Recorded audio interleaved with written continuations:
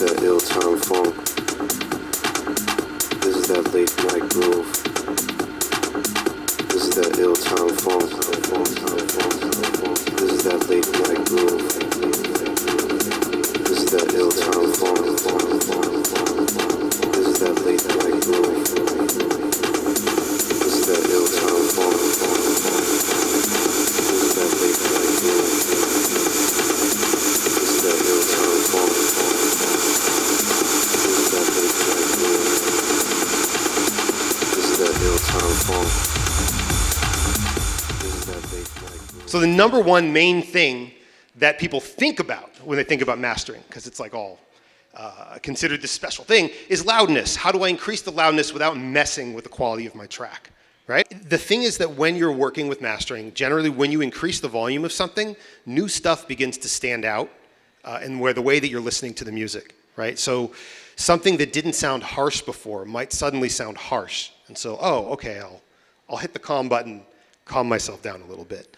Master Plan's kind of designed to help you turn things up and then fix the problems that show up when you start cranking it, right? Especially when people are listening to music that's at this loud level of impact, you want to be able to mess with it. But what you hear always when you see people talk about this stuff is they're like, oh, you have to be careful when you increase the loudness because you could increase it too much and reduce your dynamic range. But the name of the game here is you want your music to be as loud as possible without changing the feel, without changing the dynamic range. So dynamic range by itself isn't good. Loudness by itself isn't bad. It's your ear that you get to use to decide what is what you like. So one way you can get yourself there without kind of tricking yourself by just listening to how loud something is this Unity button right here. And what it does is it allows you to play with the loudness without it actually getting louder. So you can make sure that when you make your music louder, you're not making it sound worse. And that's really all you need when you're evaluating something. Now, we made it real easy in Master Plan, but anything you do, if you volume compensate, it'll prevent you from kind of making that mistake. We have some additional controls on the bottom that are sort of like tone controls, but when mastering, you really want to focus about doing less, making just enough changes to get it to feel right to you. So basically, you start out by dialing in your loudness. You check to make sure that it's not messing with your dynamics. You mess with the width, and then you only mess with the bottom row if you have to. Most of mastering really just dials down to making decisions about those things. Do I want to tweak a little bit here, a little bit there? Do I have it as loud as I want? And does the music surround me and feel like lush and expensive? And those are the main things that hit you when you're mastering music. And those are what to listen for and feel for. If you're going to send your track out to somebody and you want it to stand out, put Master Plan on it. You know, like, but the point is, like, you can get the loudness up there and it does not necessarily hurt the dynamics or the sound or the mix or anything. Pushing loudness into your tracks, you should never be feeling guilty about that. No matter what you see online, no matter what you see anywhere, if you can't hear the difference when you're flipping back and forth, and you know, it'll be easier with headphones than in this room, you should just have confidence that you can hear what's good and what's not. But that's basically why we brought Master Plan to people, because we want them to be able to master. We want you to be able to master by ear because you can hear what you want. And we want you to know that you don't have to be hyper technical or have millions of dollars worth of gear to get a great sounding track out to the people that you want to get it out to. Just focus on what you want out of the track, what you want to change about it, and just dial it in. I'd like to introduce you to the North America retail sales manager, Elida, who ignited and actually initiated this workshop tonight. So I'm going to go ahead and let her take it away. And thank you so much for doing this with us.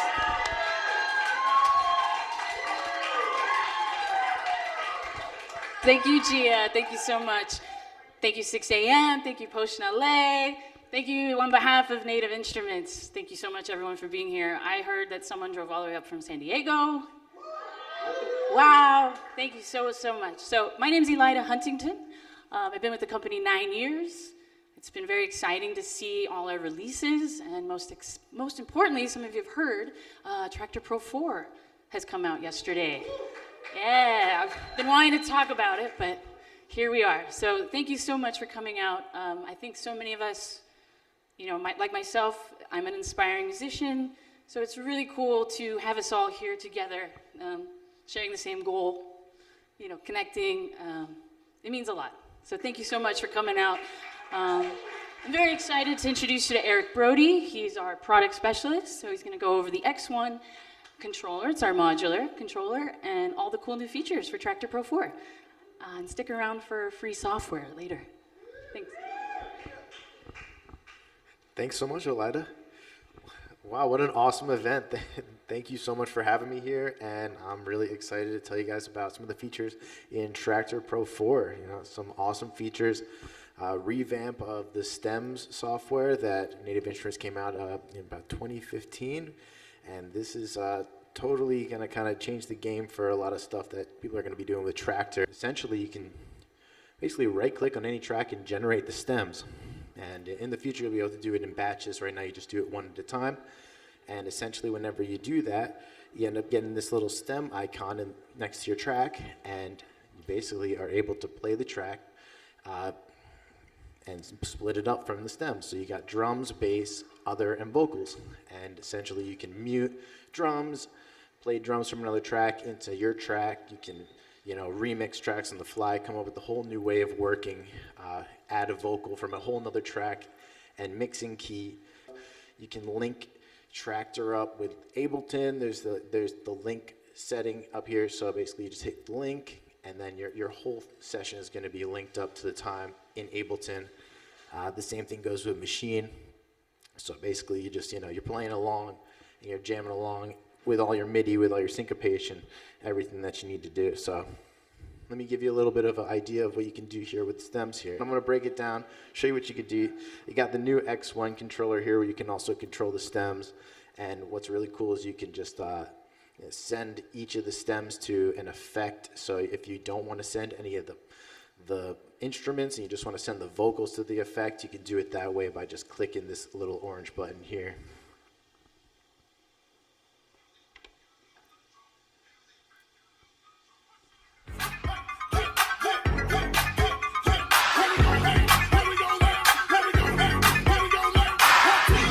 So if I want to mute some of the tracks, I could just go to the Traktor S4 controller or the X1, and I just got the drums soloed there. If I want to just hear the rest of them, that separation software is really good. You know, depending on what track you're doing, it can work better for others than some. It's super cool just to drop the drums out, or drop the vocals out of a track and add vocals from a whole other track into it.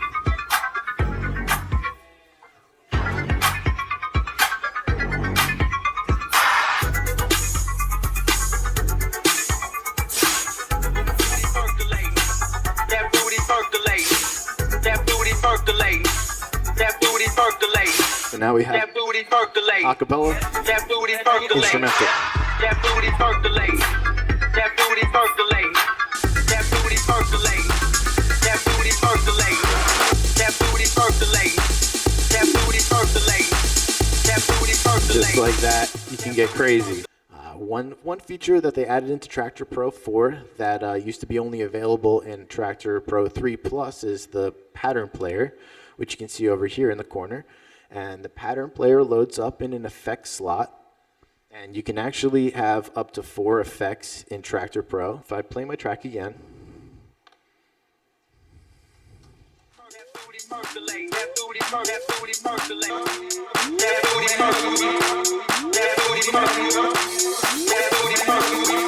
And I want to play along with it with a little stem.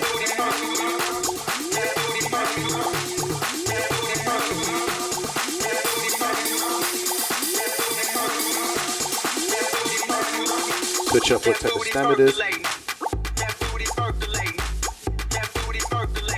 Throw that stem through an effect to the little pattern player.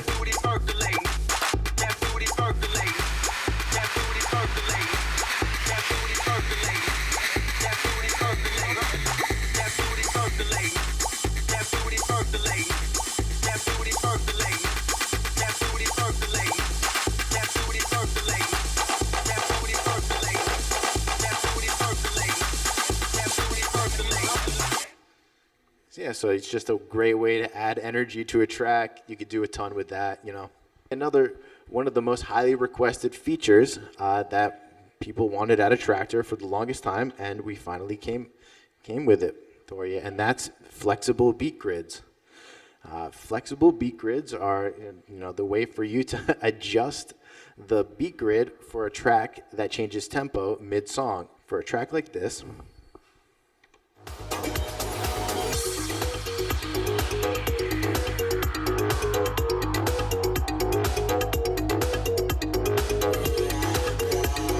it's gradually speeding up. You can see the speed of it is speeding up over here in the beat grid markers. I'm going to show you how you do it. So essentially, it ends up at this faster pace, right where that next beat cue marker is.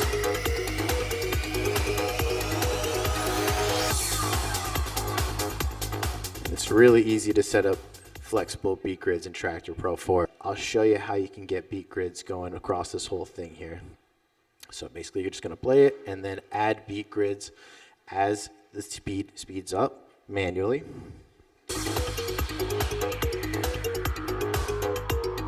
Let me bring it back a little bit.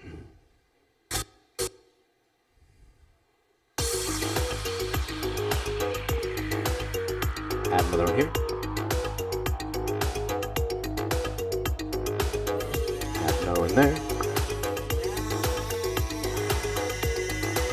Add another there.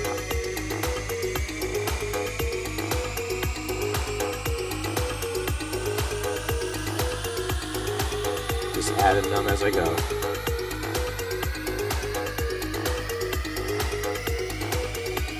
And I'll fix it, I'll make it perfect as we progress through them. So essentially what you want to do is you go to the first beat marker.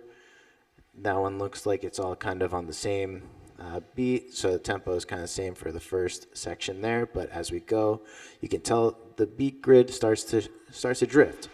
So what we do is we change the tempo, and now it just clicks right on. Go to the next one. We change the tempo again. Beat clicks on. I could tell if I zoom in on the waveform a little bit, my beat marker's a little late, so I'm just gonna move it over here. Make it just right. And then move down to the next one. Change the tempo so it matches, and move the beat marker over a little bit.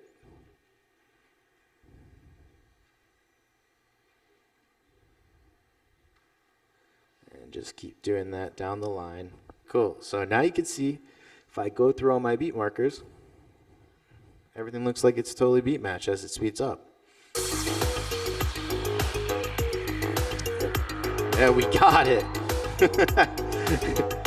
And if I turn on some of those tempo-based effects, you can hear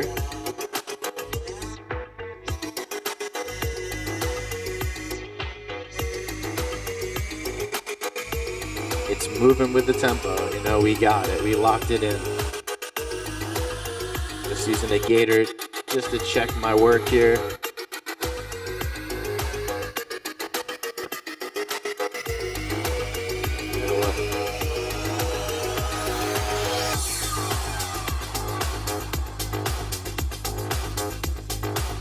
And it all worked out. The next new feature in Traktor that I was going to cover is the Ozone Maximizer. So essentially what we with Native Instruments did here was add the ability to put the Ozone Maximizer onto your master fader output so that you can just be able to add a ton of sounds on top, including that 909 kit with the pattern player, and not conflict, and not get things kind of to be crashing together. It's recommended that you go into the mixer settings and set that limiter and boost type to Ozone and give yourself 6 dB of headroom.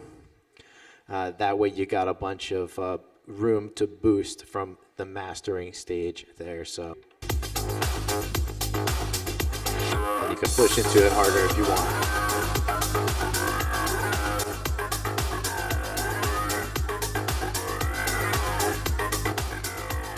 That's without the Ozone Maximizer, and that's with the Ozone Maximizer. Boom. Ozone Maximizer. Really cool feature that used to just be featured in Traktor Pro 3 Plus, that's now in Traktor Pro 4, is Beatport streaming. Beatport streaming is really awesome. So you can basically go in and find top 100 playlists, different playlists, find tracks on the fly, and just experiment with different tunes for your set. Get tracks that no one else has, and that's just if you're connected to the internet, you would just load that up and be able to pull up a track. Just takes a couple seconds to load in, and boom. Beatport Stream is a really great feature to have in any DJ software, and it's great that it's in Traktor Pro 4 standard version. No more subscription model. I'll show you a couple of features in the mixer here. This is where you can kind of customize Traktor, and it can really be tailored to your specific workflow and custom modified in so many different ways. Especially the new X1 controller, which is a beautiful little controller. If I could pull it up and show you a little bit. Yeah. The new X1, ladies and gentlemen. You can use it for a ton of different stuff. Yeah, I know Drumcell uses these. He's got a couple up here, some of the older ones, but he's probably going to love one of these. Basically, you got the translucent shell on the bottom with functional lighting. So you got a lot of features that you can assign those to. It'll tell you when your track's about to end. It'll tell you when your track's out of sync. It's gonna show you when you got a loop engaged on one of your tracks here. From the top down, when you plug it in, you get to choose which tracks you're focused on. So it can be decks A and B, decks C and D. You can use 2 of them in one computer, control all 4 decks. You can control all of your effects from the top, whether they're just 1 and 2, and then click that button, it'll take you to 3 and 4. You can also control your mixer. So you really can DJ an entire set with this thing and, use whatever sound card you want. So the Traktor's really cool that way. So, super customizable in however, modifiable, modular workflow you want to use. Another feature I didn't really mention on the X1 or the S4 here with stems is that you can control the volume of each of the individual stems from the controller and the filter. Stems is super tactile, and just, you got the controller to really, really get into it. You got your play, you got your sync, you got your tempo bend sections over here. So if things go a little bit out of sync, you can kind of change the way that variable tempo bend works and how much sensitivity you have. But you can nudge things basically like using the jog wheel and get things to be back into sync here. The X1 has a cool thing where if your encoder is not lined up with where your value is set in the software, it's going to give you a little arrow and it's going to show you where you need to get in the encoder to just line that up, and it'll click in there, so you're not jumping to wherever this encoder is and you're not kind of screwing yourself up. You can control the mixer from the X1 where you've got high cut, mid cut, low cut, volume control, and then you've got the actual cuts where these little lights here, I'm controlling them from the X1, and I'm just getting those things cut really fast. That's just the quick way to just cut lows out. That's pretty much Traktor Pro 4. Just to kind of give you guys a kind of a rundown of what I'm doing up here. I've always been very passionate about how I use Traktor and being able to expand on my dynamics as a DJ by implementing live environment experiences, hardware, drum machines, using multiple decks to be able to grab samples and tiny pieces of other tracks.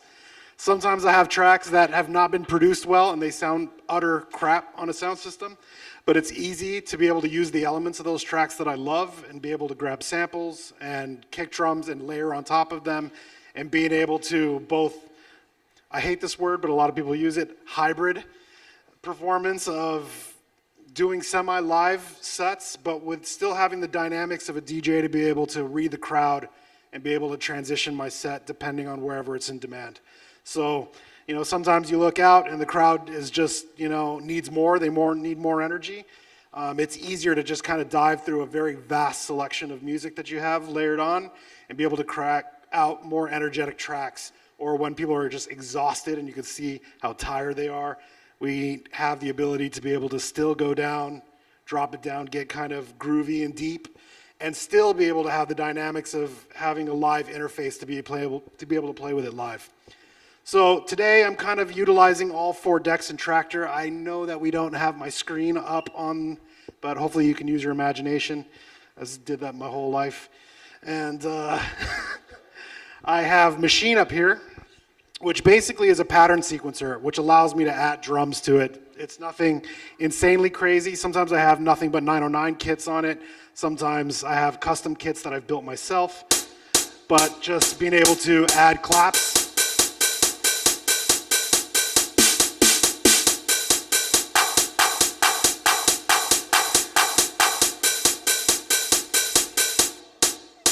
So that allows me to just kind of add things to tracks that I'm already DJing while I'm looping. And I also bring along a little external synthesizer. In this case today I have a Torres AS1.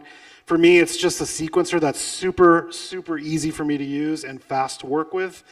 I can just kind of randomly just tap in a sequence and be able to generate patterns. But being able to send a MIDI clock straight out of Traktor into any drum machine, whether it's an Electron drum machine, even modular stuff, you can convert MIDI to CV and be able to incorporate any type of external hardware to layer on to whatever you're DJing, and it's deadlock tight. I've been playing with this setup for now probably more than 15 years, and I've kind of slowly added to it, kind of developed it, moved on here and there, and I have never ended up having fun and enjoying it. And at the end of the day, sometimes I kind of feel like maybe it's not so important what you do on stage. You know, I don't really care if I'm putting on a performance. I think people should listen to the music. And what all of this is here for me is just to keep me entertained and keep me engaged and make sure I'm having fun and enjoying what I'm doing.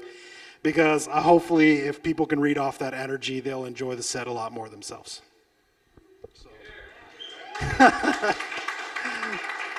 I guess I'll just go ahead and play some tracks. If any of you guys want to come up and watch, you're welcome to. I have no qualms about it. It's up to you. Oh, whoa, whoa, whoa, whoa, whoa. No, just kidding.